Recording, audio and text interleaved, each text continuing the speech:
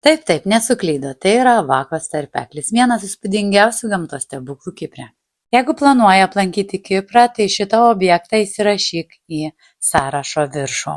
Tarpeklis susiformavo per tūkstantmečius, kai vanduo išgraužė minkštą kalkakmenį, sukūrė siaurą, vingiuotą ir įspūdingą uolų koridorių. Kai kuriuose vietose uolos susispaudžia taip, kad beveik liečiasi, virš galvos sukurdamas natūralius vartus. Mes atvykome čia pasivaikščioti tarpeklių ir pasidaryti tam tikrą prasme žygį.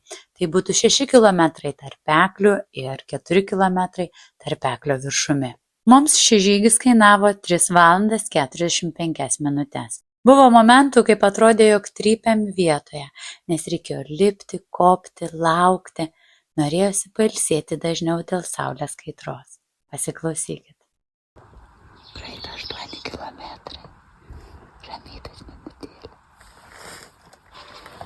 Išties siela džiaugiasi vaizdais, kūnas ilsisi ir mūsų poilsio vieta yra šalia Vakos tarpeklio esančiame paplūdimyje. Šios dienos įspūdžiai į pabaigą, o tau sakau, nepamiršk paspausti follow ir keliaujam po pasaulį kartu. Iki.